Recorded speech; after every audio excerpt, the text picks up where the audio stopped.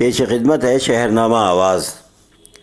Bharatiya Janata party کے صدر امت شاہ کے بیٹے جے شاہ کی کمپنی کا منافع مبینہ طور پر 16,000 گنا بڑھنے کے ویب سائٹ دی وائر کے انکشاف کے بعد RSS کا خیال ہے کہ اس معاملے کی جانچ ہونا چاہیے، لیکن RSS نے اپنے اس مطالبے میں ایک شرط بھی لگا دی ہے کہ یہ الزام لگانے والوں کو چاہیے کہ وہ پہلے ثابت کریں کہ بادی نظر میں جے شاہ نے کوئی جرم کیا ہے۔ مدھیہ پردیش کے دارالحکومت بھوپال میں جمعرات سے شروع ہو رہی 3 روزہ کل ہند ایگزیکٹو بورڈ کی میٹنگ سے پہلے RSS کے شریک دتارے ہوسبالے نے کہا کہ کسی بھی بدعنوانی کے الزام کی ضروری جانچ ہونا چاہیے۔ ہوسبالے نے کہا کہ پہلی نظر میں انہیں ثابت کرنا چاہیے جنہوں نے الزام لگایا ہے کہ یہ واقعہ صحیح ہے۔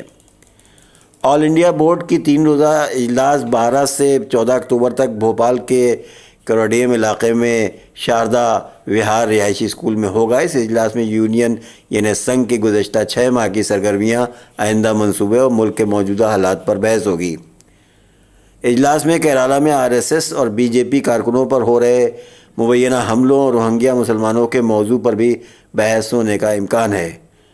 ہوسبالے نے نوٹ بندی اور GST کے مسئلے پہ کہا کہ لوگوں نے ان دونوں چیزوں کو قبول کر لیا ہے اور آنے والے وقت میں ان معاملات کے مثبت نتائج بھی سامنے آئیں گے۔